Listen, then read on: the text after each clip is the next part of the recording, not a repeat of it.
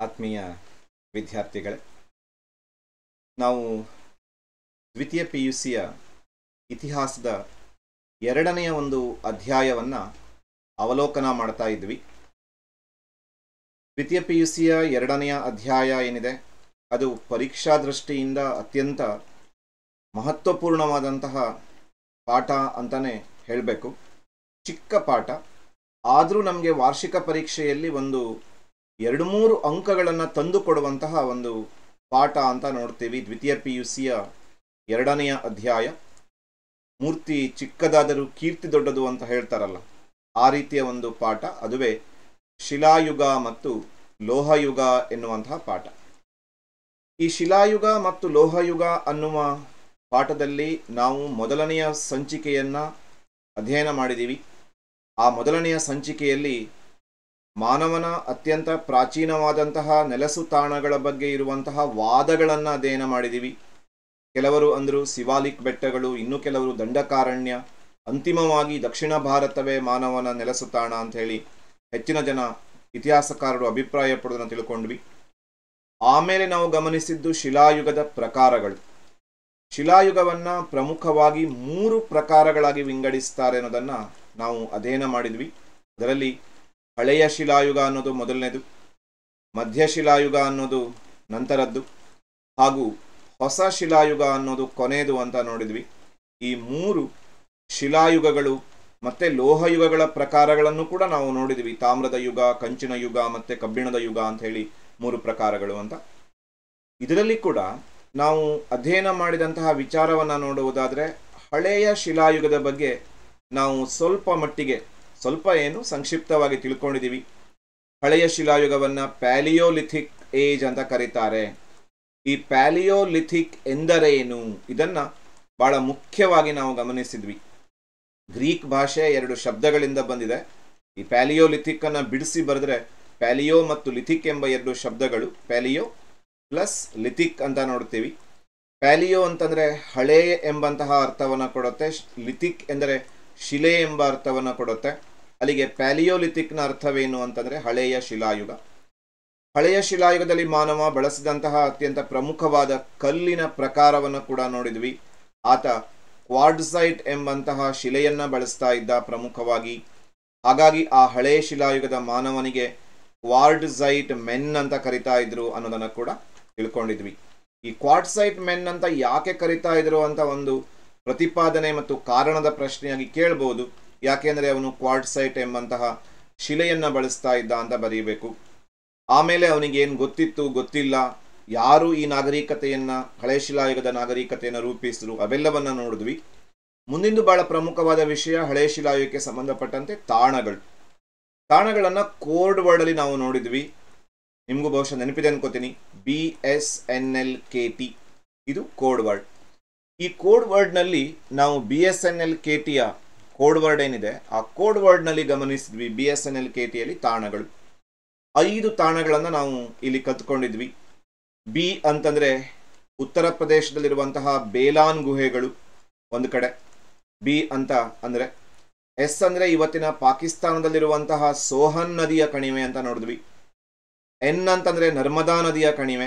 ಆರಂಭದಲ್ಲಿ ಮನುಷ್ಯ ನದಿ ಕಣಿವೆಗಳಲ್ಲಿ ಹೆಚ್ಚು ನೆಲೆಸಿದ್ದ ಅಂತ ನಮಗೆ ಇದು ತಿಳಿಸ್ಕೊಡತ್ತೆ. ಆಮೇಲೆ ನಮ್ಮ ಕರ್ನಾಟಕದ ರಾಯಚೂರಿನ ಲಿಂಗಸಗೂರು ಅತ್ಯಂತ ಪ್ರಾಚೀನ ಪ್ರಾಗೈತಿಹಾಸಿಕ ಆಧಾರಗಳು ದೊರೆತಂತಹ ಸ್ಥಳ. ಇನ್ನು KT ಅನ್ನೋದು ತುಂಬಾ ಮಹತ್ವದ್ದು. ಯಾಕೆಂದರೆ ಹಳೆ ಶಿಲಾಯುಗಕ್ಕೆ ಹೊಸ ಶಿಲಾಯುಗಕ್ಕೆ 2 ಆಗತ್ತೆ. ಒಂದು ಆಂಧ್ರ ಪ್ರದೇಶದ ಕರ್ನೂಲು, ಕೆ ಅನ್ನುವಲ್ಲಿ ನಾವು ತಿಳ್ಕೊಂಡಿದ್ದು. ಇನ್ನೊಂದು ತಮಿಳುನಾಡಿನಲ್ಲಿ ಬರುವಂತಹ ತಿರುನೆಲ್ವೇಲಿ. ಹೀಗೆ KT ಅನ್ನೋದು ಬಹಳ ಪ್ರಮುಖವಾಗಿದೆ ಅಂತ ಕೂಡ ನೋಡಿದ್ದೀವಿ. KT ಅನ್ನೋದು ಗ್ರಾಮ್ಯ ಪ್ರದೇಶದಲ್ಲಿ ಬಹಳ ಪಾಪ್ಯುಲರ್ ಆಗಿ ಬಳಸುವಂತಹ ಒಂದು ಶಬ್ದ, ವಿಶೇಷವಾದಂತಹ ಚಹದ ಒಂದು ವಿಧಾನ ಅಂತ ಕೂಡ ನಾವು ನೆನಪಿಟ್ಕೊಂಡಿದ್ದೀವಿ. ಆಮೇಲೆ ನಾವು ನೋಡಿದ್ದೇನು ಅಂತ ಕೇಳಿದರೆ ಮಧ್ಯಶಿಲಾಯುಗ, ಹಳೆಯ ಶಿಲಾಯುಗ. ಆಮೇಲೆ ನಾವು ಮೊದಲನೆಯ ಸಂಚಿಕೆಯಲ್ಲಿ ನೋಡಿದಂತಹ ಎರಡನೆಯ ಭಾಗ ಏನು ಅಂತ ಕೇಳಿದರೆ ಅದು ಮಧ್ಯಶಿಲಾಯುಗ. ಮಧ್ಯಶಿಲಾಯುಗದಲ್ಲಿ ಮಾನವ ಎಲ್ಲೆಲ್ಲಿದ್ದ, ಇದನ್ನು ಇಂಗ್ಲೀಷ್ನಲ್ಲಿ ಏನಂತ ಕರೀತಾರೆ, ಇದನ್ನು ಇಂಗ್ಲೀಷ್ನಲ್ಲಿ ಮೆಸೋಲಿಥಿಕ್ ಅಂತ ಕರೀತಾರೆ ಅಂತ ನೋಡಿದ್ವಿ. ಈ ಮೆಸೋಲಿಥಿಕ್ ಎಂಬ ಶಬ್ದ ಕೂಡ ಏನಾಗಿದೆ, ಗ್ರೀಕ್ ಭಾಷೆಯಿಂದನೇ ಬಂದಿರೋದು. ಹಳೆ ಶಿಲಾಯುಗ, ಹೊಸ ಶಿಲಾಯುಗ, ನವಶಿಲಾಯುಗ ಪ್ಯಾಲಿಯೋಲಿಥಿಕ್, ಮೆಸೋಲಿಥಿಕ್, ನಿಯೋಲಿಥಿಕ್ 3 ಕೂಡ ಗ್ರೀಕ್ ಶಬ್ದಗಳಿಂದ ಬಂದಿದೆ. ಇದನ್ನು ಬಿಡಿಸಿ ಬರೆದು ಕೂಡ ಬಹಳ ಸುಲಭ. ಇದನ್ನು ಮೆಸೋ ಮತ್ತು ಲಿಥಿಕ್ ಅನ್ನೋದಾಗಿ ನಾವು ಬಿಡಿಸಿ ಬರೀಬೇಕು. ಈ ಮೆಸೋ ಮತ್ತು ಲಿಥಿಕ್ ಅನ್ನು ಬಿಡಿಸಿ ಬರೆದಾಗ ಮೆಸೋ ಅಂತಂದರೆ ಮಧ್ಯ ಎಂಬ ಅರ್ಥ ಬರುತ್ತೆ, ಲಿಥಿಕ್ ಅಂದರೆ ನಮಗೆಲ್ಲ ಗೊತ್ತು ಶಿಲೆ ಎಂಬ ಅರ್ಥ ಬರುತ್ತೆ, ಹಾಗೂ ಮೆಸೋಲಿಥಿಕ್ ಅಂತಂದರೆ ಮಧ್ಯಶಿಲಾಯುಗ ಎಂಬ ಅರ್ಥವನ್ನು ಕೊಡುತ್ತೆ. ಈ ಕಾಲದಲ್ಲಿ ಮನುಷ್ಯ ಅನೇಕ ಮಾರ್ಪಾಡುಗಳನ್ನು ಮಾಡ್ತಾನೆ. ತನ್ನ ಆಯುಧಗಳನ್ನು ನಯಗೊಳಿಸ್ತಾನೆ, ಚಿಕ್ಕದಾಗಿಸ್ಕೊಳ್ತಾನೆ. ಆಮೇಲೆ ಈ ಕಾಲದಲ್ಲಿ ಆತನ ದೊಡ್ಡ ಶೋಧ ಅಂತಂದರೆ ಬೆಂಕಿಯನ್ನು ಶೋಧಿಸ್ತಾನೆ, ಮಡಿಕೆಗಳನ್ನು ಶೋಧಿಸ್ತಾನೆ. ಆಮೇಲೆ ಆತ ಶವ ಸಂಸ್ಕಾರದ ವಿಧಾನಗಳನ್ನು ರೂಢಿಸಿಕೊಳ್ತಾನೆ. ಹೀಗೆ ಅನೇಕ ಹೊಸ ಹೊಸ ವಿಧಾನಗಳನ್ನು, ಹೊಸ ಹೊಸ ಜೀವನದ ಆಧುನಿಕತೆಯನ್ನು ಕಲ್ತ್ಕೊಳ್ತಾನೆ. ಮಧ್ಯಶಿಲಾಯುಗದಲ್ಲಿ ಮೀನು ಹಿಡಿಯೋದಕ್ಕೆ ಕೂಡ ಕಲ್ತ್ಕೊತಾನೆ. ಹೀಗೆ ಹಲವಾರು ಹೊಸ ಸಂಗತಿಗಳನ್ನು ಆತ ತಿಳ್ಕೊಂಡ ಅನ್ನೋದನ್ನು ನೋಡಿದ್ವಿ. ಮಧ್ಯಶಿಲಾಯುಗದಲ್ಲಿ ಕ್ವಾರ್ಟ್ಸೈಟ್ ಜೊತೆಗೆ ಬೇರೆ ಬೇರೆ ಶಿಲೆಗಳನ್ನು ಬಳಸ್ತಾನೆ. ಆಮೇಲೆ ನಾವು ನೋಡಿದ್ದು ಈ ಮಧ್ಯಶಿಲಾಯುಗದಲ್ಲಿ ಮಾನವ ಬಳಸ್ತಾ ಇದ್ದಂತಹ ತಾಣಗಳ ಬಗ್ಗೆ ನೋಡಿದ್ವಿ. ಇದು ಕೂಡ ಬಹಳ ಪ್ರಮುಖವಾಗಿದ್ದು ನಾವು ಯಾವುದೇ ಕನ್ಫ್ಯೂಸ್ ಆಗಬಾರ್ದು ಅಂತ ಮತ್ತೆ ಸೂತ್ರವನ್ನು ಇಟ್ಕೊಂಡ್ವಿ. ಹೇಗೆ BSNL ಕೇಟಿನೋ ಹಾಗೆ ಇಲ್ಲಿ ಬಾಸ್ ಅನ್ನುವಂತಹ ಒಂದು ಸೂತ್ರವನ್ನು ಇಟ್ಕೊಂಡ್ವಿ. BASS ಬಾಸ್, BSNL ಬಾಸ್ ಆಯಿತು. ಬಾಸಲ್ಲಿ ಏನೇನಿದೆ? ಬಿ ಅನ್ನುವಲ್ಲಿ ಬ್ರಹ್ಮಗಿರಿ, ಕರ್ನಾಟಕದ ಚಿತ್ರದುರ್ಗ ಜಿಲ್ಲೆಯಲ್ಲಿರುವಂತಹ ಬ್ರಹ್ಮಗಿರಿ ಅನ್ನು ನೋಡಿದ್ವಿ. ಆಮೇಲೆ ಎ ಅನ್ನುವಲ್ಲಿ ನಾವು ನೋಡಿದ್ದು ರಾಜಸ್ಥಾನದ ಅಜ್ಮೀರವನ್ನು ನೋಡಿದ್ವಿ. ಆಮೇಲೆ ಗುಜರಾತಿನ ಅಹಮದ್ ನಗರವನ್ನು ನೋಡಿದ್ವಿ. ಆಮೇಲೆ ಎಸ್ ಅನ್ನುವಲ್ಲಿ ನಾವು ಒಂದು ಕರ್ನಾಟಕದ ಸ್ಥಳವನ್ನು, ಇನ್ನೊಂದು ಗುಜರಾತಿನ ಸ್ಥಳವನ್ನು ನೋಡಿದ್ವಿ. ಒಂದು ಎಸ್ ಹೇಳುತ್ತೆ ಸಬರಮತಿ ನದಿಯ ಒಂದು ತೀರ ಅಂತ ನೋಡ್ತೀವಿ, ಗುಜರಾತ್ನಲ್ಲಿ ಸಬರಮತಿ. ಹಾಗೂ ಇನ್ನೊಂದು ನಮ್ಮ ಕರ್ನಾಟಕದಲ್ಲಿ ಬರುವಂತಹ ಬಳ್ಳಾರಿಯಲ್ಲಿರುವಂತಹ ಸಂಗನಕಲ್ಲು ಮಧ್ಯಶಿಲಾಯುಗದ ಮಾನವನ ತಾಣ ಆಗಿತ್ತು ಅಂತ ನೋಡಿದ್ವಿ. ಇವೆಲ್ಲ ನಾವು ನೋಡಿದ ವಿಷಯಗಳನ್ನು ಒಂದ್ಸಲ ನೆನಪು ಮಾಡಿಕೊಂಡು ಇವತ್ತಿನ ಪಾಠಕ್ಕೆ ಬೇಗನೆ ಜಾಯ್ನ್ ಆಗೋಣ. ಅದುವೇ ನಾವು ಇವತ್ತು ಕಲಿಲಿಕ್ಕಿರುವಂತಹ ವಿಷಯನೇ ಹೊಸ ಅಥವಾ ನವ ಶಿಲಾಯುಗ. ಈ ಶಿಲಾಯುಗದಲ್ಲಿ ಮಾನವ ಏನೇನು ಬದಲಾವಣೆ ಮಾಡಿಕೊಂಡ ಎಲ್ಲವನ್ನ ಅತ್ಯಂತ ಸುದೀರ್ಘವಾಗಿಯೇ ತಿಳ್ಕೊಳ್ಳೋಣ. ಯಾವುದೇ ಹಾಟ್ಸ್ ಪ್ರಶ್ನೆ ಬಂದರೂ ನಾವು ಉತ್ತರಿಸುವುದಕ್ಕೆ ಸಮರ್ಥರಾಗುವ ರೀತಿಯಲ್ಲಿ ಕಲ್ತ್ಕೊಳ್ಳೋಣ. ನವಶಿಲಾಯುಗವನ್ನು ಇಂಗ್ಲಿಷ್ನಲ್ಲಿ ನಿಯೋಲಿಥಿಕ್ ಅಂತ ಕರೀತಾರೆ. ಇದು ಆರಂಭದಲ್ಲಿ ನಾವು ತಿಳ್ಕೊಳ್ಬೇಕಾದಂತಹ ಅಂಶ. ನಿಯೋಲಿಥಿಕ್ ಏಜ್ ಅಂತ ಕರೀತಾರೆ. ಇದು ಮತ್ತೆ ನಾವು ನೋಡ್ಲಿಕ್ಕಿರುವಂತಹ ವಿಷಯ ಏನು ಅಂತಂದ್ರೆ, ಅಗೇನ್ ಇದು ಗ್ರೀಕ್ ಭಾಷೆಯಿಂದ ಬಂದಿರುವಂತಹ ಪದ. ಗ್ರೀಕ್ ಭಾಷೆಯ 2 ಶಬ್ದಗಳು ಯಾವ್ಯಾವುದು ಅಂತ ಕೇಳಿದ್ರೆ ನಿಯೋ ಮತ್ತು ಲಿಥಿಕ್ ಎಂಬ 2 ಶಬ್ದಗಳು. ನಿಯೋ ಅಂತಂದ್ರೆ ಏನರ್ಥ ಅಂತ ನೋಡಿದ್ರೆ, ನಿಯೋ ಎಂದರೆ ಹೊಸ ಅಂತ ಅರ್ಥ. ಲಿಥಿಕ್ ಅಂದ್ರೆ ನಮಗೆಲ್ಲ ಗಟ್ಟಾಗ್ಬಿಟ್ಟಿದೆ, ಶಿಲೆ ಅಂತ ಅರ್ಥ. ಅಲ್ಲಿಗೆ ನಿಯೋಲಿಥಿಕ್ ಪದದ ಅರ್ಥವೇನು ಅಂತ ಕೇಳಿದ್ರೆ ನಾವು ಬರೀಬೇಕಾಗಿದ್ದು ಹೊಸ ಶಿಲಾಯುಗ ಅಂತನಾದ್ರೂ ಬರೀಬಹುದು ಅಥವಾ ನವಶಿಲಾಯುಗ ಅಂತನಾದ್ರೂ ಬರೀಬಹುದು. ಅಲ್ಲಿಗೆ ಮೊದಲ ಒಂದು ಕಾನ್ಸೆಪ್ಟ್ ನಿಮಗೆ ಕ್ಲಿಯರ್ ಆಗಿದೆ ಅನ್ಕೋತೀನಿ. ಪ್ಯಾಲಿಯೋ ಎಂದರೆ ಹಳೆ, ಮೆಸೋ ಎಂದರೆ ಮಧ್ಯ, ನಿಯೋ ಎಂದರೆ ಹೊಸ. ಇಷ್ಟು ನೆನಪಿಟ್ಕೊಳ್ಳಿ. ಲಿಥಿಕ್ ಕಾಮನ್, ಶಿಲೆ ಅಂತ ಅರ್ಥ, ಗ್ರೀಕ್ ಶಬ್ದಗಳಿಂದ ಬಂದಿದೆ. ನಿಯೋಲಿಥಿಕ್ ಎಂದರೆ ನವಶಿಲಾಯುಗ. ಇನ್ನು ಕಾಲದ ಕಡೆಗೆ ಬರೋಣ. ನವಶಿಲಾಯುಗದ ಕಾಲ ಏನು? ಹಳೆ ಶಿಲಾಯುಗ ಎಲ್ಲಿಂದ ಎಲ್ಲಿಯವರೆಗಿತ್ತು ನೆನಪು ಮಾಡ್ಕೊಳ್ಳಿ. ಸಾಮಾನ್ಯ ಶಕ ಪೂರ್ವ 40,000ದಿಂದ 10,000ದವರೆಗೆ ಏನಿತ್ತು ಹಳೆ ಶಿಲಾಯುಗ. 10,000ದಿಂದ 8,000ದವರೆಗೆ ಏನಿತ್ತು ಅದು ಮಧ್ಯಶಿಲಾಯುಗ.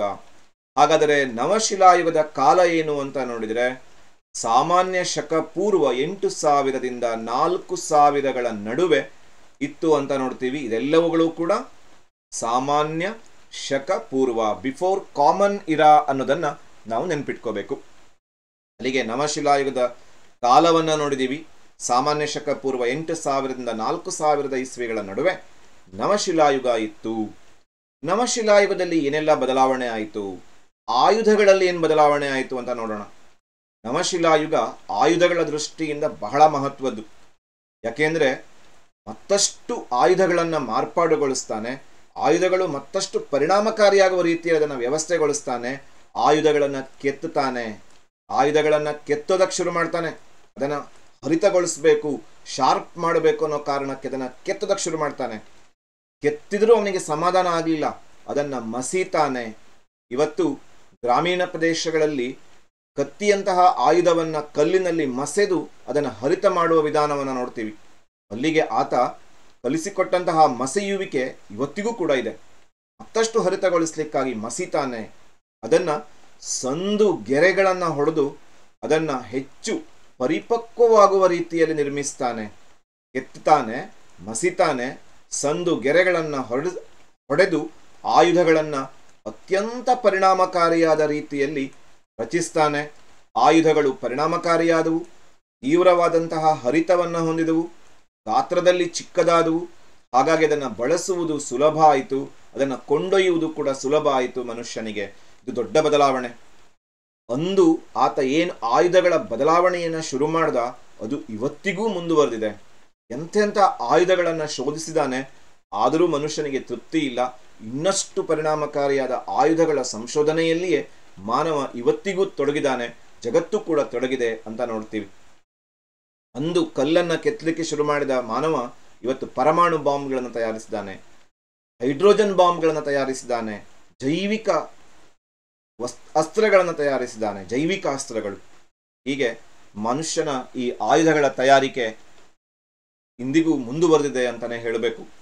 ಆಮೇಲೆ ಮತ್ತೇನು ಬದಲಾವಣೆ ಆಯಿತು ಅಂತ ನೋಡಿದ್ರೆ, ಮನುಷ್ಯ ಕಂಡುಕೊಂಡಂತಹ ದೊಡ್ಡ ಬದಲಾವಣೆ ಏನು ನವಶಿಲಾಯುಗದಲ್ಲಿ ಅಂತಂದ್ರೆ ಉಳುಮೆಯನ್ನ ಆರಂಭಿಸ್ತಾನೆ. ಇದು ಮಾನವನ ಇತಿಹಾಸದಲ್ಲಿಯೇ ಬಹಳ ಪ್ರಮುಖವಾದ ಕ್ರಾಂತಿಕಾರಿ ಬದಲಾವಣೆ. ಇಲ್ಲಿಯವರೆಗೇನು ಬೇಟೆಗಾರಿಕೆ ಪ್ರಮುಖ ಉದ್ಯೋಗ ಆಗಿತ್ತು, ಯಾವಾಗ ಉಳುಮೆಯನ್ನ ಆರಂಭಿಸ್ತಾನೆ, ನಿಧಾನವಾಗಿ ಕೃಷಿಯ ಕಡೆಗೆ ಮಾನವ ಮುಖ ಮಾಡ್ತಾನೆ ಅಂತ ನೋಡ್ತೀವಿ. ಉಳುಮೆಯನ್ನ ಆರಂಭಿಸ್ತಾನೆ, ಇದು ದೊಡ್ಡ ಬದಲಾವಣೆ. ಆಮೇಲೆ ಆತ ದೋಣಿಗಳನ್ನು ತಯಾರಿಸ್ತಾನೆ. ಮೀನುಗಾರಿಕೆಯನ್ನ ಅಭಿವೃದ್ಧಿಗೊಳಿಸುವಲ್ಲಿ ಸಮುದ್ರಗಳ ಮೇಲೆ ಕೂಡ ಆರಾಮಾಗಿ ತೇಲ್ಕೊಂಡು ಹೋಗುವಂತಹ ದೋಣಿಗಳನ್ನು, ಅತ್ಯಂತ ಪರಿಣಾಮಕಾರಿಯಾದ ರೀತಿಯಲ್ಲಿಯೇ ದೋಣಿಗಳನ್ನು ತಯಾರಿಸ್ತಾನೆ. ಆಮೇಲೆ ಈ ಕಾಲದ ಮಾನವ ಗುಹೆಗಳಲ್ಲಿ ವಾಸಿಸ್ತಾ ಇದ್ದ ಅಂತ ನೋಡ್ತೀವಿ. ಆ ಗುಹೆಗಳ ಗೋಡೆಗಳ ಮೇಲೆ ಆತ ಚಿತ್ರಗಳನ್ನು ಬಿಡಿಸ್ತಾನೆ. ಅಲ್ಲಿಗೆ ಮನುಷ್ಯ ಅಭಿವ್ಯಕ್ತಿತ್ವವನ್ನು ಶುರು ಮಾಡಿದಾನೆ. ತನ್ನ ಭಾವನೆಗಳನ್ನು ಚಿತ್ರಗಳ ಮೂಲಕ ಅಭಿವ್ಯಕ್ತಗೊಳಿಸ್ಲಿಕ್ಕೆ ಆರಂಭಿಸಿದ. ಇದು ಮುಂದೆ ಲಿಪಿಯ ಶೋಧಕ್ಕೆ, ಬರಹದ ಶೋಧಕ್ಕೆ, ತನ್ನ ಭಾಷೆಯ ಪ್ರೌಢಿಮೆಗೆ ಎಲ್ಲದಕ್ಕೂ ಕೂಡ ಕಾರಣ ಆಗತ್ತೆ. ಚಿತ್ರಗಳನ್ನು ಬಿಡಿಸ್ತಾನೆ. ಏನು ಬಿಡಿಸ್ತಾ ಇದ್ದ ಅವನು ಚಿತ್ರಗಳನ್ನು? ತಾನು ಬೇಟೆಯಾಡಿದ ಚಿತ್ರವನ್ನು ಬಿಡಿಸ್ತಾ ಇದ್ದ. ಗುಹೆಗಳ ಗೋಡೆಗಳ ಮೇಲೆ ತಾನು ಹೇಗೆ ಬೇಟೆಯಾಡಿದೆ, ಯಾವೆಲ್ಲ ಪ್ರಾಣಿಗಳನ್ನು ಬೇಟೆಯಾಡಿದೆ, ಏನು ತಂತ್ರಗಾರಿಕೆಯನ್ನು ಬಳಸಿದೆ, ಇದೆಲ್ಲವನ್ನ ಆತ ತನ್ನ ಚಿತ್ರಗಳಲ್ಲಿ ತೋರಿಸ್ತಾನೆ ಅಂತ ನೋಡ್ತೀವಿ. ಬೇಟೆಗಾರಿಕೆಯ ಚಿತ್ರಗಳು ಜೊತೆಗೆ ಆತ ನೃತ್ಯದ ಚಿತ್ರಗಳನ್ನು ಕೂಡ ಬಿಡಿಸ್ತಾನೆ. ಅಲ್ಲಿಗೆ ನೃತ್ಯ ಅವನ ಸಂತೋಷದ, ಆನಂದದ ಅಭಿವ್ಯಕ್ತಿಯ ಅಥವಾ ಮನರಂಜನೆಯ ಒಂದು ಅಭಿವ್ಯಕ್ತಿಯ ಸಾಧನ ಆಗಿ ಈ ಚಿತ್ರಕಲೆ ಮತ್ತು ನೃತ್ಯಗಳು ಬಂದುವು ಅಂತ ನೋಡ್ತೀವಿ.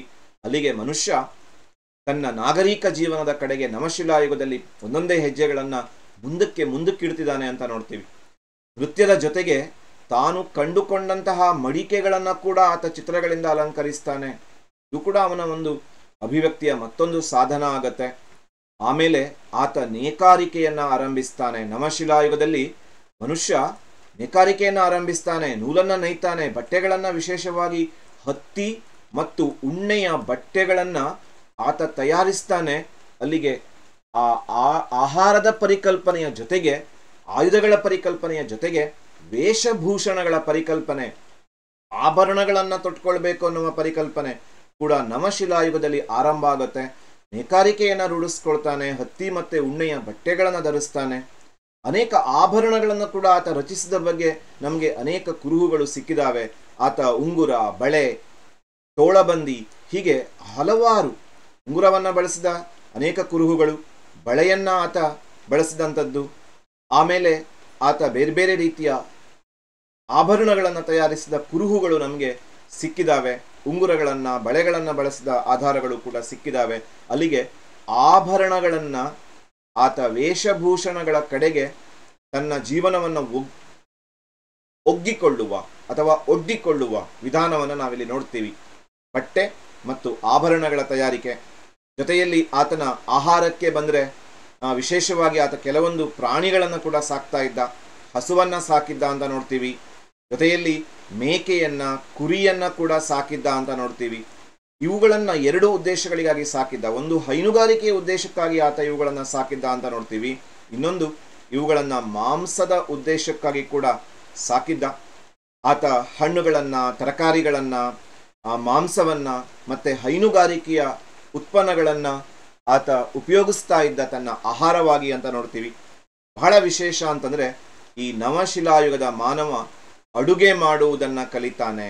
ಅಡುಗೆ ಮಾಡುವುದು ಅವನಿಗೆ ಗೊತ್ತಿತ್ತು. ಅಂದು ಅಡುಗೆ ಮಾಡಲಿಕ್ಕೆ ಶುರು ಮಾಡಿದವನು ಇವತ್ತಿಗೂ ಅಡುಗೆ ಮಾಡ್ತಾನೆ ಇದ್ದಾನೆ. ತುಂಬ ವಿಧ ವಿಧವಾದಂತಹ ಖಾದ್ಯಗಳನ್ನು ತಯಾರಿಸ್ತಾ ಇದ್ದಾನೆ.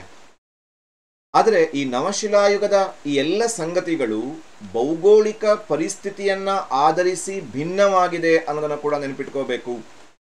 ಎಲ್ಲ ಕಡೆಗೆ ಇದೇ ರೀತಿ ಕಂಡುಬರುತ್ತೆ ಅಂತ ಹೇಳಕ್ ಬರಲ್ಲ. ಭೌಗೋಳಿಕವಾದಂತಹ ಭಿನ್ನತೆಯನ್ನು ಕೂಡ ನಾವು ಗಮನಿಸ್ತೀವಿ.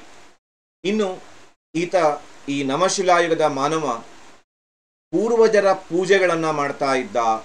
ಮತ್ತೆ ಆತ್ಮದ ಒಂದು ಪರಿಕಲ್ಪನೆ ಇತ್ತು, ಜೊತೆಗೆ ನರಬಲಿ ಕೂಡ ಇತ್ತು ಅಂತ ನೋಡ್ತೀವಿ. ಅನೇಕ ಉತ್ಖನನಗಳ ಸಂದರ್ಭದಲ್ಲಿ ಅನೇಕ ತಲೆಬುರುಡೆಗಳು ಒಟ್ಟೊಟ್ಟಿಗೆ ಸಿಕ್ಕಿರುವುದನ್ನು ನೋಡಿದರೆ ನರಬಲಿ ಕೂಡ ಇದ್ದಿರಬಹುದು ಆ ಕಾಲದಲ್ಲಿ ಅಂತ ಹೇಳಿ ಇತಿಹಾಸಕಾರರು ಅಭಿಪ್ರಾಯವನ್ನು ಪಡ್ತಾರೆ. ಪೂರ್ವಜರ ಪೂಜೆ ಇದೆ, ಆತ್ಮದ ಪೂಜೆ ಇದೆ, ನರಬಲಿ ಕೊಡುವಂತಹ ವ್ಯವಸ್ಥೆ ಇದೆ. ಹೀಗೆ ಧಾರ್ಮಿಕವಾದಂತಹ ಅನೇಕ ವಿಷಯಗಳನ್ನು ಕೂಡ ನಾವು ಇಲ್ಲಿ ನೋಡ್ತೀವಿ.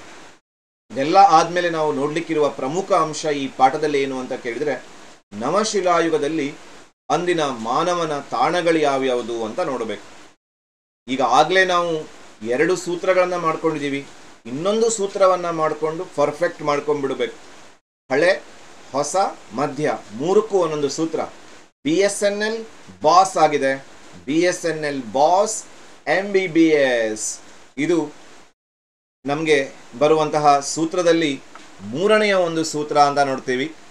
3ನೆಯ ಸೂತ್ರದಲ್ಲಿ ನಾವು ತಿಳ್ಕೊತಾ ಇದ್ದೀವಿ. BSNL ಬಾಸ್ ಆದಮೇಲೆ ನಾವು ಕಲಿತಾ ಇರುವ ಸೂತ್ರ ಏನು ಅಂತ ಕೇಳಿದರೆ MBBS ಆಗಿದೆ. ಸೊ BSNL ಆಗಿದೆ. BSNL ಬಾಸ್ ಆದಮೇಲೆ ನಾವು ಕಲಿತ್ಕೊಳ್ಳುವಂತಹ ಸೂತ್ರ MBBS KT. MBBS KTಯನ್ನು ನೋಡ್ತೀವಿ. ಏನಿದು MBBS? ಏನು ಒಂದೇ ಸಲ ನಾವು ವೈದ್ಯಕೀಯ ವೃತ್ತಿಗೆ ಹೋಗ್ಬಿಟ್ಟುವಾ ಹೊಸ ಶಿಲಾಯುಗವನ್ನು ನೋಡ್ತಾ ಅಂತ ನೀವೇನು ಟೆನ್ಷನ್ ಮಾಡ್ಕೊಳ್ಳೋದು ಬೇಡ. MBBS ಅಂತಂದರೆ ಇಲ್ಲಿ bachelor of medicine and bachelor of surgery ಅಥವಾ ಸರ್ಜನ್ ಅಲ್ಲ. ಇಲ್ಲಿ MBBS ಅಂತಂದರೆ 4 ತಾಣಗಳು. ಯಾವ್ಯಾವ ತಾಣಗಳು ಅಂತಂದರೆ, ಮೊದಲನೇ ತಾಣಕ್ಕೆ ಬಂದರೆ ರಾಯಚೂರಿನ ತಾಣಕ್ಕೆ ಬರ್ತೀವಿ. ರಾಯಚೂರಿನ ಅತಿ ಪ್ರಮುಖವಾದಂತಹ ಒಂದು ತಾಣ ಯಾವುದು ಅಂತ ಕೇಳಿದ್ರೆ ಮಸ್ಕಿ. ಜೊತೆಯಲ್ಲಿ ರಾಯಚೂರು ದೋವಾಬ್ನಲ್ಲಿ ಕೂಡ ಈ ಹೊಸ ಶಿಲಾಯುಗದ ಮಾನವ ಇದ್ದ ಅಂತ ನೋಡ್ತೀವಿ. ಅಲ್ಲಿಗೆ M ಅಂತಂದರೆ ಮಸ್ಕಿ ಅಂತ ನೋಡಬೇಕು.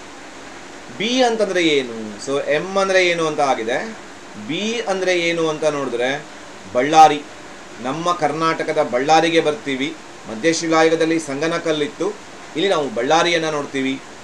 ಕಾವೇರಿ ನದಿಯ ಕಣಿವೆ ಪ್ರದೇಶಗಳಲ್ಲಿ ಕೂಡ ನವಶಿಲಾಯುಗದ ಮಾನವ ಇದ್ದ ಅಂತ ನೋಡ್ತೀವಿ. ಇನ್ನೊಂದು B ಯಾವುದು ಅಂತ ಕೇಳಿದರೆ ಬಲೂಚಿಸ್ತಾನ್. ಇವತ್ತಿನ ಪಾಕಿಸ್ತಾನದ ಭಾಗದಲ್ಲಿರುವಂತಹ ಬಲೂಚಿಸ್ತಾನ್ ಏನಿದೆ ಅಲ್ಲಿ ಕೂಡ ಈ ನವಶಿಲಾಯುಗದ ಮನುಷ್ಯ ಇದ್ದ ಅಂತ ನೋಡ್ತೀವಿ. ಅಲ್ಲಿಗೆ ರಾಯಚೂರಿನ ಮಸ್ಕಿ ಹಾಗೂ ರಾಯಚೂರು ದೋವಬ್ ಆದರೆ B ಅಂದರೆ ಬಳ್ಳಾರಿಯನ್ನು ನೋಡ್ತೀವಿ.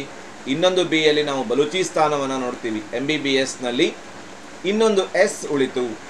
S ಅಲ್ಲಿ ನಾವು ನೋಡ್ಲಿಕ್ಕಿದ್ದೀವಿ ಒಂದು ಇವತ್ತಿನ ಪಾಕಿಸ್ತಾನದಲ್ಲಿರುವಂತಹ ಸಿಂಧ್ ಪ್ರದೇಶ, ಹಾಗೂ ಇನ್ನೊಂದು ಯಾವುದು ಅಂತ ಕೇಳಿದರೆ ತಮಿಳುನಾಡಿನಲ್ಲಿರುವಂತಹ ಸೇಲಂ ಪ್ರದೇಶ. ಅಲ್ಲಿಗೆ ರಾಯಚೂರಿನ ಮಸ್ಕಿ, M ಅಂದರೆ ಬಳ್ಳಾರಿ, ಬಲೂಚಿಸ್ತಾನ್, ಸಿಂಧ್, ಸೇಲಂ ಇದು MBBS. ಇನ್ನು KT ನಮಗೆಲ್ಲ ಗೊತ್ತೇ ಇದೆ, ಕರ್ನೂಲ್, ಹಾಗೂ T ಅಂತಂದರೆ ಏನು ಹೇಳಿ, ತಿರುನೆಲ್ವೇಲಿ. ಇವೆರಡು ಎಲ್ಲ ಕಡೆ ಸಲ್ಲತ್ತೆ ಅಂತ ನೋಡ್ತೀವಿ, ಎಲ್ಲ ಕಡೆ ಆಗುವಂಥದ್ದು. ತಿರುನೆಲ್ವೇಲಿ ಇದು ಹಳೆ ಶಿಲಾಯುಗಕ್ಕೂ ಆಗುತ್ತೆ, ಹೊಸ ಶಿಲಾಯುಗಕ್ಕೂ ಆಗುತ್ತೆ. ಕೊನೆಯಲ್ಲಿ ನಾವು ಒಂದು ವಿಷಯ ಪಕ್ಕಾ ಮಾಡ್ಕೋಬೇಕು. ಈ 3 ವಿಷಯಗಳಿಗೆ ಸಂಬಂಧಪಟ್ಟಂತೆ ಒಂದೇ ಸೂತ್ರ ಮಾಡೋದಾದರೆ ಹೆಂಗಿರುತ್ತೆ ಅಂತ ಕೇಳಿದರೆ ನೆನಪಲ್ಲಿ ಇಟ್ಕೊಂಡಿರಿ. KT ಆಮೇಲೆ BS ಇದು ಸಾಕು ನಮಗೆ. KTBS ಏನಿದು KTBS? ಇದು ನಿಮಗೆ ಹಳೆ, ಹೊಸ, ಮಧ್ಯ 3ಕ್ಕೂ ಆಗುವಂಥದ್ದು. KTBS ಅಂದರೆ ನೀವು ಬರೆದು ಬಿಡಬೇಕು. ಕೆ ಅಂತಂದರೆ ಕರ್ನೂಲ್, ಟಿ ಅಂತಂದರೆ ತಿರುನೆಲ್ವೇಲಿ, ಆಮೇಲೆ ಬಿ ಅಂತಂದರೆ ಬ್ರಹ್ಮಗಿರಿ, ಆಮೇಲೆ ಎಸ್ ಅಂತಂದರೆ ಸಂಗನಕಲ್ಲು. ಈ 4 ಸ್ಥಳಗಳನ್ನು ನೆನಪಿಟ್ಟುಕೊಂಡ್ರೆ ನಿಮಗೆ ಹಳೆ, ಹೊಸ ಹಾಗೂ ಮಧ್ಯ ಶಿಲಾಯುಗ 3ಕ್ಕೂ ಆಗುತ್ತೆ. ಕರ್ನೂಲ್ ಹಳೆ ಶಿಲಾಯುಗಕ್ಕಾಗತ್ತೆ, ಹೊಸ ಶಿಲಾಯುಗಕ್ಕಾಗತ್ತೆ. ತಿರುನೆಲ್ವೇಲಿ ಹಳೆ ಶಿಲಾಯುಗ, ಹೊಸ ಶಿಲಾಯುಗ. ಬ್ರಹ್ಮಗಿರಿ, ಸಂಗನಕಲ್ಲು ಮಧ್ಯ ಶಿಲಾಯುಗ. ಒಂದು ವೇಳೆ ನಿಮಗೆ ತೀರಾ ಕನ್ಫ್ಯೂಸ್ ಇದ್ರೆ ಈ 4 ಬರೀರಿ. ಹಳೇದು ಕೇಳಿದ್ರು ಈ 4, ಹೊಸದು ಕೇಳಿದ್ರು ಇದು 4, ಮಧ್ಯ ಶಿಲಾಯುಗ ಕೇಳಿದ್ರು ಇದು 4 ಬರೆದ್ರೆ ನಿಮಗೆ 2 ಮಾರ್ಕ್ಸ್ ಪಕ್ಕ ಆಗತ್ತೆ. ಹಾಗಾಗಿ ನಿಮಗೆ ಅತ್ಯಂತ ಸುಲಭವಾದ ಸೂತ್ರ KTBS, ಯಾವ ಕಾರಣಕ್ಕೂ ಮರಿಬೇಡಿ. ನಾವು ಇಮಿಡಿಯೇಟ್ಲಿ ಈ ಪಾಠದ ಮುಂದಿನ ಭಾಗಕ್ಕೆ ಬರೋಣ. ಲೋಹಯುಗ. ಲೋಹಯುಗದಲ್ಲಿ 3 ಭಾಗಗಳನ್ನಾಗಿ ಮಾಡ್ಕೋತೀವಿ. ಒಂದು ತಾಮ್ರದ ಯುಗ, ಆಮೇಲೆ ಕಂಚಿನ ಯುಗ ಹಾಗೂ ಕಬ್ಬಿಣದ ಯುಗ ಅನ್ನೋದಾಗಿ ಲೋಹಯುಗವನ್ನು 3 ಭಾಗಗಳನ್ನಾಗಿ ಇಟ್ಕೋತೀವಿ. ಶಿಲಾಯುಗದಿಂದ ಲೋಹಯುಗದ ಕಡೆಗಿನ ಪರಿವರ್ತನೆ ಬಹಳ ನಿಧಾನವಾದಂತಹ ಒಂದು ಪರಿವರ್ತನೆ ಅಂತ ನೋಡ್ತೀವಿ. ಕೇಳ್ಬೋದು, ಇದನ್ನು ಹಾರ್ಸ್ ಕ್ವಶನ್ಗೆ ಕೇಳ್ಬೋದು. ಶಿಲಾಯುಗದಿಂದ ಲೋಹಯುಗದವರೆಗಿನ ಪರಿವರ್ತನೆ ಅತ್ಯಂತ ನಿಧಾನವಾಗಿತ್ತು ಯಾಕೆ ಅಂತ. ಯಾಕೆ ಅಂದರೆ ಮನುಷ್ಯ ಶಿಲಾಯುಧಗಳನ್ನು ಬಳಸ್ತಾ ಒಂದು ಕಡೆ ಶಿಲಾಯುಧಗಳನ್ನು ಬಳಸ್ತಾನೆ, ಅದರ ಜೊತೆಯಲ್ಲಿಯೇ ಲೋಹದ ಆಯುಧಗಳನ್ನು ಕೂಡ ಬಳಸ್ತಾನೆ. ಹಾಗಾಗಿ ಈ ಪ್ರಕ್ರಿಯೆ ಏನಿದೆ ಅದು ನಿಧಾನವಾಗಿ ನಡೆದಂತಹ ಪ್ರಕ್ರಿಯೆ ಶಿಲಾಯುಗದಿಂದ ಲೋಹಯುಗದ ಪರಿವರ್ತನೆ ಅಂತ ನೋಡ್ತೀವಿ. ಮತ್ತು ಎಲ್ಲ ಕಡೆ ಒಂದೇ ಲೋಹವನ್ನು ಬಳಸಿದಾನೆ ಅಂತಲ್ಲ. ವಿಶೇಷವಾಗಿ ನಾವು ನೆನಪಲ್ಲಿಟ್ಕೊಂಡಿರಬೇಕಾದ ವಿಷಯ ಅಂತಂದರೆ, ನಮ್ಮ ದೇಶದಲ್ಲಿ ಉತ್ತರ ಭಾರತಕ್ಕೆ ಬಂದರೆ ಮನುಷ್ಯ ತಾಮ್ರವನ್ನು ಬಳಸಿದಾನೆ. ಉತ್ತರ ಭಾರತದಲ್ಲಿ ಮಾನವ ಮೊದಲು ಬಳಸಿದ ಲೋಹ ಯಾವುದು ಅಂತಂದರೆ ತಾಮ್ರ. ಅದೇ ನೀವು ದಕ್ಷಿಣ ಭಾರತಕ್ಕೆ ಬಂದರೆ ಅಲ್ಲಿ ಮಾನವ ಬಳಸಿದಂತಹ ಲೋಹ, ಮೊದಲು ಉಪಯೋಗಿಸಿದಂತಹ ಲೋಹ ಯಾವುದು ಅಂತ ಕೇಳಿದರೆ ಅದು ಕಬ್ಬಿಣ. ಇಲ್ಲಿ ಈ ವ್ಯತ್ಯಾಸವನ್ನು ಗಮನಿಸಬೇಕು. 1 ಮಾರ್ಕ್ಸಿಗೆ ಕೇಳುವ ಪ್ರಶ್ನೆ. ಉತ್ತರ ಭಾರತ ತಾಮ್ರ, ದಕ್ಷಿಣ ಭಾರತದಲ್ಲಿ ಕಬ್ಬಿಣವನ್ನು ಬಳಸ್ತಾನೆ. ಇನ್ನು ನಮ್ಮ ಪುಸ್ತಕದಲ್ಲಿ ಉಲ್ಲೇಖಿಸಿರುವಂತಹ ಇನ್ನೊಂದು ವಿಷಯ ಏನು ಅಂತ ಕೇಳಿದರೆ, ಮಾನವ ಮೊದಲು ಉಪಯೋಗಿಸಿದಂತಹ ಲೋಹ ಬಂಗಾರ ಅಂತ. ಈ ಬಂಗಾರ ಅತ್ಯಂತ ಬೆಲೆ ಬಾಳುವಂತಹ ಒಂದು ಲೋಹ, ನೈಸರ್ಗಿಕವಾಗಿಯೇ ಸಿಗುವಂತಹ ಒಂದು ಲೋಹ, ಹೆಚ್ಚು ಬೆಲೆ ಬಾಳುವ ಲೋಹ, ಮೃದುವಾಗಿರುವಂತಹ ಲೋಹ. ಹಾಗಾಗಿ ಇದನ್ನು ವಿಶೇಷವಾಗಿ ಮನುಷ್ಯ ಏನು ಮಾಡ್ತಾನೆ ಕೇಳಿದ್ರೆ ಆಭರಣಗಳ ತಯಾರಿಕೆಗೆ ಬಳಸ್ತಾನೆ. ಯಾವಾಗ ಮಾನವ ತಾಮ್ರವನ್ನು ಬಳಸಲಿಕ್ಕೆ ಶುರು ಮಾಡಿದ್ನೋ ಆಗ ಆಯುಧಗಳ ತಯಾರಿಕೆಯಲ್ಲಿ ಬಹಳ ದೊಡ್ಡ ಮಾರ್ಪಾಡನ್ನು ಗಮನಿಸ್ತೀವಿ. ಆತ ಈ ತಾಮ್ರವನ್ನು ಬಳಸಿ ಅನೇಕ ಆಯುಧಗಳನ್ನು ತಯಾರಿಸ್ತಾನೆ. ವಿಶೇಷವಾಗಿ ಆತ ಕೊಡಲಿಯನ್ನು ತಯಾರಿಸ್ತಾನೆ ತಾಮ್ರದಿಂದ, ಆಮೇಲೆ ಭರ್ಚಿಯನ್ನು ತಯಾರಿಸ್ತಾನೆ. ಆಮೇಲೆ ವಿಶೇಷವಾಗಿ ಕೊಡಲಿ, ಭರ್ಚಿ, ಆಮೇಲೆ ಬಿಲ್ಲು ಬಾಣಗಳನ್ನು ವಿಶೇಷವಾಗಿ ತಾಮ್ರದಿಂದ ತಯಾರಿಸೋಲ್ಲ. ಕೊಡಲಿ, ಭರ್ಚಿ, ಈಟಿಯಂತಹ ಆಯುಧಗಳನ್ನು ತಯಾರಿಸ್ತಾನೆ, ಖಡ್ಗವನ್ನು ತಯಾರಿಸ್ತಾನೆ. ಹೀಗೆ ಅನೇಕ ಆಯುಧಗಳನ್ನು ತಾಮ್ರವನ್ನು ಬಳಸಿ ಆತ ತಯಾರಿಸ್ತಾನೆ. ತಾಮ್ರದ ಬಳಕೆ ಆಯುಧಗಳ ತಯಾರಿಕೆಯಲ್ಲಿ ದೊಡ್ಡ ಬದಲಾವಣೆ, ದೊಡ್ಡ ಮಾರ್ಪಾಟು ಅಂತ ನೋಡ್ತೀವಿ. ಜೊತೆಯಲ್ಲಿ ಈತ ಈ ತಾಮ್ರದ ಆಯುಧಗಳನ್ನು ತಯಾರಿಸ್ತಾ ತಾಮ್ರದ ಸಲಕರಣೆಗಳನ್ನು ಕೂಡ ತಯಾರಿಸ್ತಾನೆ. ನಮ್ಮ ದೇಶದ ಮೊಟ್ಟ ಮೊದಲ ನಾಗರಿಕತೆ ಅನಿಸ್ಕೊಂಡಂತಹ ಸಿಂಧೂ ನಾಗರಿಕತೆ ಏನಿದೆ ಇದು ಕೂಡ ತಾಮ್ರಯುಗದೊಂದಿಗೆ ಸಹ ಸಂಬಂಧವನ್ನು ಹೊಂದಿದೆ ಅಂತ ನೋಡ್ತೀವಿ. ಕೇಳ್ಬೋದು, ಇದನ್ನು ಹಾರ್ಟ್ಸ್ ಕ್ವಶನಲ್ಲಿ ಕೇಳ್ಬೋದು. ಸಿಂಧೂ ನಾಗರಿಕತೆ ಯಾವ ಯುಗದೊಂದಿಗೆ ಸಹ ಸಂಬಂಧವನ್ನು ಹೊಂದಿದೆ ಅಂತ. ಅದು ತಾಮ್ರಯುಗದೊಂದಿಗೆ ಸಹ ಸಂಬಂಧವನ್ನು ಹೊಂದಿದೆ ಅಂತ ನೋಡ್ತೀವಿ. ನಮ್ಮ ದೇಶದಲ್ಲಿ ಅನೇಕ ಕಂಚಿನ ಉಪಕರಣಗಳು ಸಿಕ್ಕಿದ್ದಾವೆ, ಕಂಚಿನ ಮೂರ್ತಿಗಳು ಸಿಕ್ಕಿದ್ದಾವೆ. ಸಿಂಧೂ ನಾಗರಿಕತೆಗೆ ಸಂಬಂಧಪಟ್ಟಂತೆ ನೋಡೋದಾದರೆ ಕಂಚಿನ ನರ್ತಕಿಯ ವಿಗ್ರಹ ಸಿಕ್ಕಿದೆ, ಕಂಚಿನ ಕನ್ನಡಿಗಳು ಸಿಕ್ಕಿದ್ದಾವೆ. ಆದರೆ ಕಂಚಿನ ಉಪಕರಣಗಳು ಸಿಕ್ಕಿದೆ ವಿನಃ ನಮ್ಮ ದೇಶದಲ್ಲಿ ಕಂಚಿನ ಯುಗ ಅನ್ನೋದು ಸಪರೇಟಾಗಿ ಅಥವಾ ಪ್ರತ್ಯೇಕವಾಗಿ ನಮ್ಮ ದೇಶದಲ್ಲಿ ಕಂಚಿನ ಯುಗ ಅನ್ನೋದು ಇಲ್ಲ ಅಂತ ನೋಡ್ತೀವಿ. ಆ ನಂತರದಲ್ಲಿ ನಾವು ಕೊನೆಯದಾಗಿ ನೋಡಲಿಕ್ಕಿರುವ ಯುಗ ಯಾವುದು ಅಂತ ಕೇಳಿದರೆ ಕಬ್ಬಿಣದ ಯುಗ. ಬಹಳ ಪ್ರಮುಖವಾದಂತಹ ಒಂದು ಕಾಲಘಟ್ಟಕ್ಕೆ ಮನುಷ್ಯ ಬರ್ತಾನೆ. ಯಾವಾಗ ಕಬ್ಬಿಣವನ್ನು ಶೋಧಿಸ್ತಾನೋ ಆಗ ಮಾನವನು ಆಯುಧಗಳನ್ನು ಇನ್ನಷ್ಟು ಪರಿಣಾಮಕಾರಿಯಾಗಿ ಗಟ್ಟಿಯಾಗಿ ತಯಾರಿಸ್ತಾನೆ. ಆತ ಬೇಟೆಗಾರಿಕೆಯಿಂದ ಕೃಷಿಗೆ ಮಾರ್ಪಾಡು ಹೊಂದುತ್ತಾನೆ. ಕಬ್ಬಿಣದ ಯುಗದಲ್ಲಿ ಬೃಹತ್ ಪ್ರಮಾಣದಲ್ಲಿ ಅರಣ್ಯಗಳನ್ನು ಕಡಿದು ಅಲ್ಲಿ ಕೃಷಿಯನ್ನು ಮಾಡಲಿಕ್ಕೆ ಆರಂಭಿಸ್ತಾನೆ. ಬೃಹತ್ ಶಿಲಾ ಸಮಾಧಿಗಳನ್ನು ಕಬ್ಬಿಣ ಯುಗದಲ್ಲಿ ರಚಿಸ್ತಾನೆ ಮಾನವ ಅಂತ ನೋಡ್ತೀವಿ. ಬೃಹತ್ ಶಿಲಾ ಸಮಾಧಿಗಳು ಅನೇಕ ಸಲ ಸ್ಪರ್ಧಾತ್ಮಕ ಪರೀಕ್ಷೆಗಳಲ್ಲಿ ಕೇಳಿದ ಅಂಶ. ಮೆಗಾಲಿಥಿಕ್ ಕಲ್ಚರ್ ಅಥವಾ ಬೃಹತ್ ಶಿಲಾ ಸಮಾಧಿಗಳು ಯಾವಾಗ ರಚನೆಯಾಯಿತು ಅಂತ ಆವಾಗ ನಮಗೆ ಗೊತ್ತಿರಬೇಕು. ಇದು ಪಠ್ಯದ ಹೊರತಾದ ಪಾಠವಾದರೂ ವಿಷಯವಾದರೂ ನೆನಪಲ್ಲಿರಲಿ. ಬೃಹತ್ ಶಿಲಾ ಸಮಾಧಿಗಳು ಕಬ್ಬಿಣ ಯುಗದಲ್ಲಿ ಕಂಡುಬರುವಂತಹ ಒಂದು ಅಂಶ ಅಂತ ನೋಡ್ತೀವಿ. ಇನ್ನು ಕಬ್ಬಿಣದ ಉಪಯೋಗ ಆಗ್ತಾ ಇದ್ದ ಹಾಗೆ ಮನುಷ್ಯ ನಿಧಾನವಾಗಿ ನಮ್ಮ ಜಗತ್ತಿಗೆ ಲಿಖಿತ ದಾಖಲೆಗಳನ್ನು ಕೊಡೋದಕ್ಕೆ ಶುರು ಮಾಡ್ತಾನೆ. ಆಗ ಇತಿಹಾಸ ಪೂರ್ವಕಾಲ ಕೊನೆಗೊಳ್ತಾ ಈ ಇತಿಹಾಸ ಕಾಲಕ್ಕೆ ನಾವು ಪ್ರವೇಶವನ್ನು ಮಾಡ್ತೀವಿ. ಈ ಇತಿಹಾಸ ಕಾಲ ಆರಂಭ ಆಗುತ್ತೆ, ಲಿಖಿತವಾದಂತಹ ದಾಖಲೆಗಳು ಸಿಗುವುದಕ್ಕೆ ಶುರುವಾಗುತ್ತೆ. ಅದನ್ನೇ ನಾವು ಇತಿಹಾಸ ಕಾಲ ಅಂತ ಕರಿತೀವಿ. ಅಲ್ಲಿಗೆ ಕಬ್ಬಿಣದ ಯುಗ ಒಂದು ಸಂಧಿ ಕಾಲ ಅಥವಾ ಇದೊಂದು ಮಾರ್ಪಾಡಿನ ಕಾಲ. ಇದನ್ನು ಕೂಡ ಹಾಟ್ಸ್ ಕ್ವಶನಲ್ಲಿ ಕೇಳ್ಬೋದು.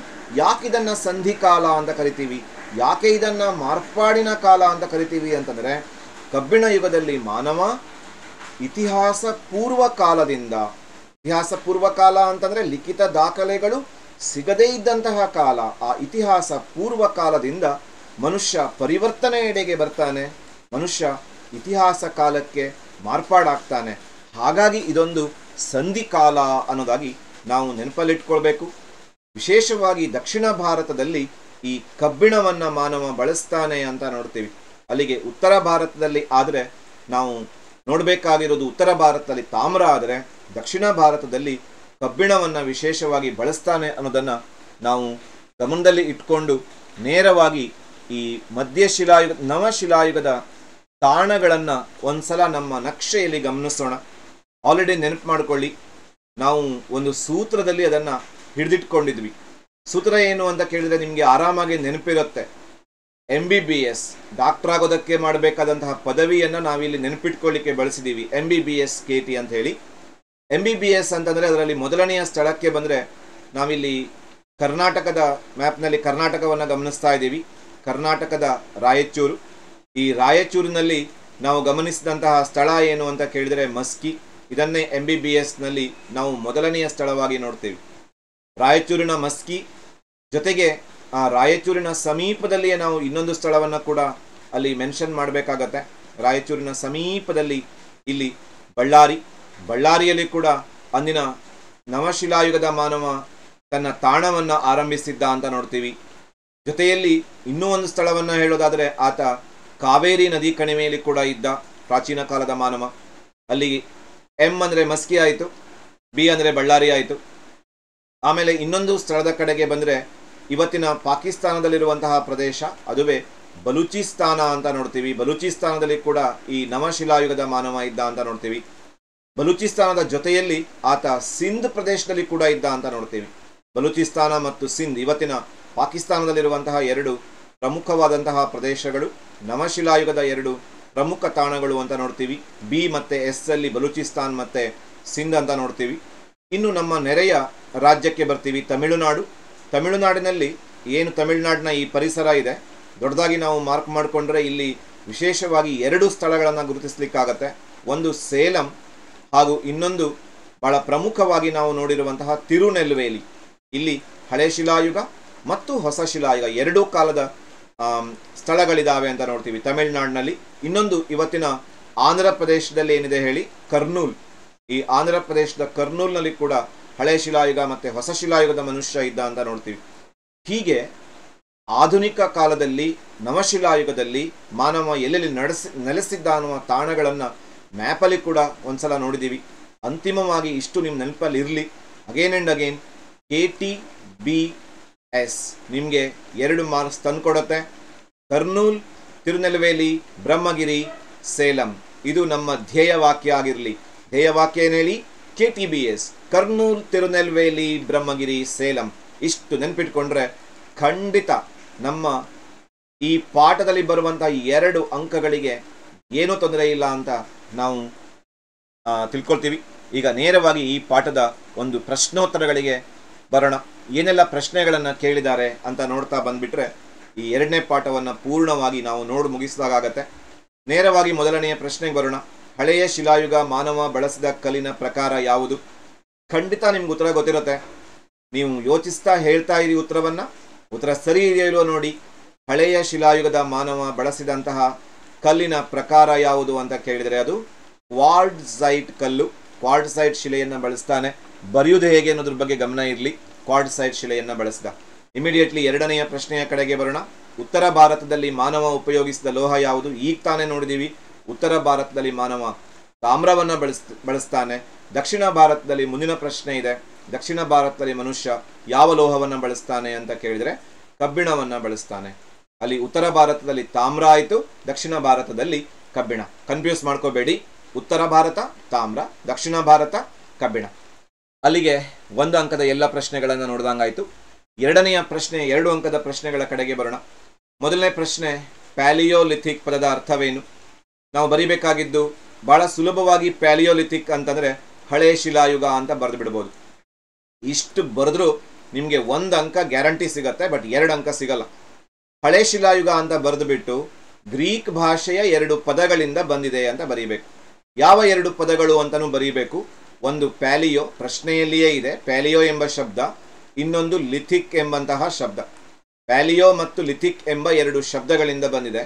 ಪ್ಯಾಲಿಯೋ ಎಂದರೆ ಏನು ಅಂತ ಕೂಡ ನೀವು ಸೂಚಿಸಬೇಕು. ಪ್ಯಾಲಿಯೋ ಅಂತಂದರೆ ಏನು ಅಂತ ಕೇಳಿದರೆ ಹಳೆ ಎಂಬ ಅರ್ಥ ಕೊಡುತ್ತೆ. ಲಿಥಿಕ್ ಎಂದರೆ ಏನು ಅಂತ ಕೇಳಿದರೆ ಶಿಲೆ ಎಂಬ ಅರ್ಥವನ್ನು ಕೊಡುತ್ತೆ. ಅಲ್ಲಿಗೆ ಪ್ಯಾಲಿಯೋಲಿಥಿಕ್ ಅಂದರೆ ಹಳೆ ಶಿಲಾಯುಗ ಎನ್ನುವುದು ಉತ್ತರ ಆಗತ್ತೆ.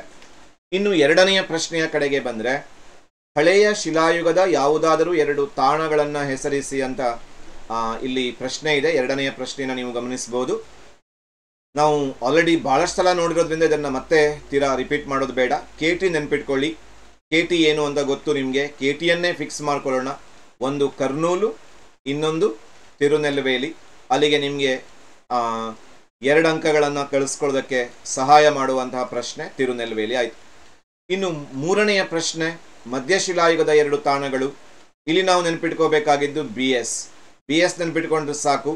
ಒಂದು ಬ್ರಹ್ಮಗಿರಿ ನಿಮಗೆ ಸಿಗತ್ತೆ, ಇನ್ನೊಂದು ಬ್ರಹ್ಮಗಿರಿಯ ನಂತರ ಇನ್ನೊಂದು ನಮಗೆ ಸಿಗುವ ಪ್ಲೇಸ್ ಯಾವುದು ಅಂತ ಕೇಳಿದರೆ ಅದು ಸಂಗನಕಲ್ಲು ಅಂತ ನೋಡ್ತೀವಿ. ಅಲ್ಲಿಗೆ ಬ್ರಹ್ಮಗಿರಿ ಮತ್ತು ಸಂಗನಕಲ್ಲು ನಮಗೆ ಮಧ್ಯಶಿಲಾಯುಗದ 2 ತಾಣಗಳನ್ನು ನೋಡೋದಕ್ಕೆ ಸಾಕಾಗತ್ತೆ. ಇನ್ನು ಮುಂದಿನ ಒಂದು ಪ್ರಶ್ನೆಯ ಕಡೆಗೆ ಬಂದರೆ, ಮಧ್ಯಶಿಲಾಯುಗದ ತಾಣ ಆದಮೇಲೆ 4ನೆಯ ಪ್ರಶ್ನೆಯಾಗಿ ನಾವು ನೋಡ್ತಾ ಇದ್ದೀವಿ, ನಿಯೋಲಿಥಿಕ್ ಪದದ ಅರ್ಥವೇನು? ನಿಯೋಲಿಥಿಕ್ ಪದದ ಅರ್ಥವೇನು? ನವಶಿಲಾಯುಗ ಇದನ್ನೇ ಬರೆಯೋದು, ಅಥವಾ ಹೊಸ ಶಿಲಾಯುಗ ಅಂತ ಬರೆಯೋದು. ಮತ್ತೆ ಏನು ಬರೆಯೋದು ಹೇಳಿ? ಗ್ರೀಕ್ ಭಾಷೆಯ 2 ಪದಗಳು. ಯಾವ 2 ಪದಗಳು? ನಿಯೋ ಮತ್ತು ಲಿಥಿಕ್ ಎಂಬಂತಹ 2 ಪದಗಳು. ಇವೆರಡನ್ನು ನೀವು ಅಲ್ಲಿ ಬರೀಬೇಕು. ನಿಯೋ ಎಂದರೆ ಏನು ಅಂತ ನೀವು ಮೆನ್ಷನ್ ಮಾಡ್ತೀರಾ. ನಿಯೋ ಎಂದರೆ ಹೊಸ, ಶಿಲೆ, ಲಿಥಿಕ್ ಅಂದರೆ ಶಿಲೆ. ಅಲ್ಲಿಗೆ ನಿಯೋಲಿಥಿಕ್ ಅಂತಂದರೆ ನವಶಿಲಾಯುಗ ಅಂತ ಬರೆದ್ರೆ 2 ಮಾರ್ಕ್ಸ್. ಇನ್ನು ಹೊಸ ಶಿಲಾಯುಗದ 2 ತಾಣಗಳು. ಅಗೇನ್ ನಾವು ಮತ್ತೆ ಎಲ್ಲೂ ಹೋಗೋದು ಬೇಡ, KTಗೆ ಬಂದರಾಯಿತು. KT ಅಂದರೆ ಏನು ಅಂತ ನಿಮಗೆ ಗೊತ್ತಾಗ್ಬಿಟ್ಟಿದೆ. ಕರ್ನೂಲ್ ಮತ್ತು ತಿರುನೆಲ್ವೇಲಿ. ಅಲ್ಲಿಗೆ ಪಾಠದ ಕೊನೆಯಲ್ಲಿ ಕೇಳಿದಂತಹ ಎಲ್ಲ ಪ್ರಶ್ನೆಗಳನ್ನು ಅಧ್ಯಯನ ಮಾಡಿದ್ದೀವಿ. ಇನ್ನು ಹಾಟ್ಸ್ ಪ್ರಶ್ನೆಗಳ ಕಡೆಗೆ ಬರೋಣ. ಕಳೆದ ವರ್ಷ ಪರೀಕ್ಷೆಯ ಸಂದರ್ಭದಲ್ಲಿ ಬಿಡುಗಡೆಯಾದಂತಹ ಈ ಹಾಟ್ಸ್ ಪ್ರಶ್ನೆಗಳು ಬಹಳ ಹಾಟ್ ಆಗಿ ವಿದ್ಯಾರ್ಥಿಗಳನ್ನು ಬಿಸಿ ಬಿಸಿಯಾಗುವಂತೆ ಮಾಡಿದ್ದು. ಏನಪ್ಪ ಇದು ಹಾಟ್ಸ್ ಪ್ರಶ್ನೆಗೆ ಹೆಂಗೆ ಉತ್ತರ ಬರೆಯೋದು ಅಂತ. ಆದರೆ ಹೆಚ್ಚಿನ ಪ್ರಶ್ನೆಗಳು ಮೊದಲ ಪರೀಕ್ಷೆಯಲ್ಲಿ ಬರಲಿಲ್ಲ ಅಂತ ನೋಡ್ತೀವಿ. ಬಟ್ ಈ ವರ್ಷ ಹಂಗಾಗತ್ತೆ ಅಂತ ಹೇಳಕ್ಕೆ ಬರಲ್ಲ. ನೋಡೋಣ, ನಾವು ಎಲ್ಲದಕ್ಕೂ ರೆಡಿ ಆಗಿಬಿಡೋಣ. ಮೆಸೋಲಿಥಿಕ್ ಪದದ ಅರ್ಥವೇನು? ಬಹಳ ಕಠಿಣ ಏನಿಲ್ಲ. ಪ್ಯಾಲಿಯೋ ಎಂದರೆ ಹಳೆ, ನಿಯೋ ಎಂದರೆ ಹೊಸ, ಮೆಸೋ ಎಂದರೆ ಇನ್ನೇನಿರುತ್ತೆ? ಮಧ್ಯಶಿಲಾಯುಗ. ಮತ್ತೆ ಅದೇ ರಾಗಕ್ಕೆ ಬರ್ತೀವಿ. ಗ್ರೀಕ್ ಭಾಷೆಯ 2 ಪದಗಳು. ಯಾವ್ಯಾವ ಪದಗಳು? ಬಹುಶಃ ನಿಮಗೆ ಗಟ್ಟಾಗ್ಬಿಟ್ಟಿದೆ. ಮೆಸೋ ಮತ್ತು ಲಿಥಿಕ್ ಪದಗಳು. ಈ ಮೆಸೋ ಅಂದ್ರೇನು, ಲಿಥಿಕ್ ಅಂದ್ರೇನು? ಲಿಥಿಕ್ ಅಂದ್ರೂ ಬಿಡಿ ಗಟ್ಟಿಯಾಗಿ ನಿಮಗೆ ಗೊತ್ತಾಗ್ಬಿಟ್ಟದೆ. ಶಿಲೆ ಅಂತ ಅರ್ಥ. ಮೆಸೋ ಎಂದರೆ ಏನರ್ಥ? ಮಧ್ಯ ಅಂತ ಅರ್ಥ. ಅಲ್ಲಿಗೆ ಮೆಸೋಲಿಥಿಕ್ ಅಂದರೆ ಮಧ್ಯಶಿಲಾಯುಗ. ಇನ್ನು ಕಾಲಾನುಕ್ರಮದಲ್ಲಿ ಕೇಳಿರುವಂತಹ ಪ್ರಶ್ನೆ ಇದೆ. ಇದ್ರ ಬಗ್ಗೆ ಒಂಚೂರು ನಾವು ಗಮನ ಹರಿಸಬೇಕು. ನಮ್ಮ ಕಾಲಾನುಕ್ರಮ ವಿಷಯ ಇಲ್ಲಿಂದ ಶುರುವಾಗುತ್ತೆ. ಹಳೆ ಶಿಲಾಯುಗ, ಮಧ್ಯಶಿಲಾಯುಗ, ಹೊಸ ಶಿಲಾಯುಗ. ಆಗಲೇ ನಾವು ಅಧ್ಯಯನ ಮಾಡಿದ್ದೀವಿ. 40,000ದಿಂದ 10,000 ಹಳೆ ಶಿಲಾಯುಗ, 10,000ದಿಂದ 8,000 ಮಧ್ಯಶಿಲಾಯುಗ, 8,000ದಿಂದ 4,000 ಹೊಸ ಶಿಲಾಯುಗ ಅಂತ. ಇದರಲ್ಲಿ ಯಾವುದೇ ಕೊಟ್ಟರೂ ಕೂಡ ನಾವು ಕಣ್ಣು ಮುಚ್ಚಿಕೊಂಡು ಕಾಲಾನುಕ್ರಮದಲ್ಲಿ ಮೊದಲನೇ ಪ್ಲೇಸಲ್ಲಿ ಇಡ್ಬೋದು. ಯಾಕಂದರೆ ಇದಕ್ಕಿಂತ ಹಿಂದಿನ ಯಾವುದೇ ಕಾಲಾನುಕ್ರಮದ ಘಟನೆ ನಮ್ಮ ಪಠ್ಯಪುಸ್ತಕದಲ್ಲಿ, ದ್ವಿತೀಯ PUC ಪಠ್ಯಪುಸ್ತಕದಲ್ಲಿ ಇಲ್ಲವೇ ಇಲ್ಲ. ಹಾಗಾಗಿ ಹಳೆ ಶಿಲಾಯುಗ ಕೊಟ್ಟರೆ, ಮಧ್ಯಶಿಲಾಯುಗ ಕೊಟ್ಟರೆ, ನವಶಿಲಾಯುಗ ಕೊಟ್ಟರೆ ಕಣ್ಣು ಮುಚ್ಕೊಂಡು 1ನೇ ಪ್ಲೇಸಲ್ಲಿ ಇಡಿ, 1 ಮಾರ್ಕ್ಸ್ ತಗೊಳ್ಳಿ. 3 ಕೊಡೋಕ್ಕೆ ಸಾಧ್ಯನೇ ಇಲ್ಲ. ಯಾವ್ದಾದ್ರು 1 ಕೊಟ್ಟಿರ್ತಾರೆ. ಇದು ಬಂದರೆ ಇದುವರೆಗೆ ಕೇಳಿಲ್ಲ, ಬಟ್ ಕೇಳ್ಬೋದು, ಯಾಕೆಂದರೆ ಹಾರ್ಟ್ಸಲ್ಲಿ ಕೊಟ್ಟಿರೋದ್ರಿಂದ ಕೇಳ್ಬೋದು. ಹಾಗಾಗಿ ಹಳೆ ಶಿಲಾಯುಗ, ಮಧ್ಯ ಶಿಲಾಯುಗ, ಹೊಸ ಶಿಲಾಯುಗದಲ್ಲಿ ಯಾವುದೇ ಕೊಟ್ಟರು ಅದನ್ನು ನೀವು ಮೊದಲನೇ ಭಾಗದಲ್ಲಿ ಬರೀಬೇಕು, ಮೊದಲನೇ ಸ್ಥಾನದಲ್ಲಿ ಇಡಬೇಕು. ಕಾಲಾನುಕ್ರಮದಲ್ಲಿ 4 ಕೊಟ್ಟಿರ್ತಾರೆ, ಅದರಲ್ಲಿ ಮೊದಲನೇ ಸ್ಥಾನದಲ್ಲಿ ಇದು ಯಾವುದೇ ಕೊಟ್ಟರು ಅದು ಇರುತ್ತೆ. ನಿಶ್ಚಯವಾಗಿ ನಿಮ್ಗೆ 1 ಅಂಕ ಸಿಗತ್ತೆ. ಅಲ್ಲಿಗೆ 2ನೇ ಪಾಠವನ್ನು ನಾವು ಬಹಳ ಸುದೀರ್ಘವಾಗಿ ವಿವರಿಸಿದ್ದೀನಿ. ಯಾಕೆಂದರೆ ಇದು ಕಾಂಪಿಟೇಟಿವ್ ಎಕ್ಸಾಮ್ ದೃಷ್ಟಿಯಿಂದ ಬಹಳ ಮಹತ್ವದ್ದು. ತಾಣಗಳು ಯಾವ್ಯಾವುದು, ಕಲ್ಲು, ಆಮೇಲೆ ಏನೇನು ಬದಲಾವಣೆ ಆಯಿತು, ಇವೆಲ್ಲಗಳು ಬಹಳ ಪ್ರಮುಖವಾಗಿರುವಂಥ ವಿಷಯ. ಹಾಗೆ ಇದನ್ನು ಚೆನ್ನಾಗಿ ಅಧ್ಯಯನ ಮಾಡಿ, ಕೇವಲ ಸೀಮಿತವಾಗಿ ನೋಡಬೇಡಿ, ಇದನ್ನು ಸ್ವಲ್ಪ ವಿಶಾಲ ಮನೋಭಾವನೆಯಿಂದ ಅಧ್ಯಯನ ಮಾಡಿದರೆ ಮುಂದಿನ ಭವಿಷ್ಯಕ್ಕೆ ತುಂಬ ಚೆನ್ನಾಗಿರುತ್ತೆ. ಹಾಗಾಗಿ 2ನೇ ಅಧ್ಯಾಯವನ್ನು ಮುಗಿಸಿ ನಾವು ನಮ್ಮ ಇತಿಹಾಸದ 3ನೇ ಅಧ್ಯಾಯಕ್ಕೆ ಮುಂದಿನ ಸಂಚಿಕೆಯಲ್ಲಿ ಬರೋಣ. ಆ ಮುಂದಿನ 3ನೆಯ ಅಧ್ಯಾಯವೇ ಸಿಂಧೂ ನಾಗರಿಕತೆ. ಈ ಸಿಂಧೂ ನಾಗರಿಕತೆಯ ಶೋಧ, ಸಿಂಧೂ ನಾಗರಿಕತೆಯ ಲಕ್ಷಣ, ಅದರ ಪ್ರಶ್ನೆ ಉತ್ತರ, ಹಾಟ್ಸ್ ಪ್ರಶ್ನೆ ಎಲ್ಲವುದರೊಂದಿಗೆ ಮತ್ತೆ ನಾವು ಮುಂದಿನ ಸಂಚಿಕೆಯಲ್ಲಿ ಭೇಟಿಯಾಗೋಣ. ಅಲ್ಲಿಯವರೆಗೂ ನಿಮಗೆ ಎಲ್ಲರಿಗೂ ಹೃತ್ಪೂರ್ವಕವಾದಂತಹ ಧನ್ಯವಾದಗಳು. ಈ ವಿಡಿಯೋವನ್ನು ನಿಮ್ಮ ಎಲ್ಲ ಸ್ನೇಹಿತರೊಂದಿಗೆ ಹಂಚಿಕೊಳ್ಳಿ. ಯಾಕೆಂದರೆ ಇವತ್ತು ನಮ್ಮ ಪದವಿ ಪೂರ್ವ ಶಿಕ್ಷಣ ಇಲಾಖೆಯಲ್ಲಿ ಓದುತ್ತಿರುವಂತಹ ಸಾವಿರಾರು ವಿದ್ಯಾರ್ಥಿಗಳಿಗೆ ಇದು ಅನುಕೂಲ ಆಗತ್ತೆ. ಅವರಿಗೆ ಏನೋ ಇದನ್ನು ಕಲಿಸುವ ಸಂದರ್ಭದಲ್ಲಿ ಬರದೇ ಇರ್ಬೋದು, ಅಥವಾ ಕಲಿಸುವಾಗ ಏನೋ ಗಮನ ಬೇರೆ ಕಡೆ ಇದ್ದಿರ್ಬೋದು, ಅಂಥವ್ರಿಗೆ ಕೂಡ ಅನುಕೂಲ ಆಗುತ್ತೆ. ಪ್ರೈವೇಟ್ ಕ್ಯಾಂಡಿಡೇಟ್ಸಿಗೆ ಕೂಡ ಅನುಕೂಲ ಆಗುತ್ತೆ. ಈ ನಿಟ್ಟಿನಲ್ಲಿ ನೀವು ಇದನ್ನು ನೋಡಿ ನಿಮ್ಮವರೊಂದಿಗೂ ಹಂಚಿಕೊಳ್ಳಿ.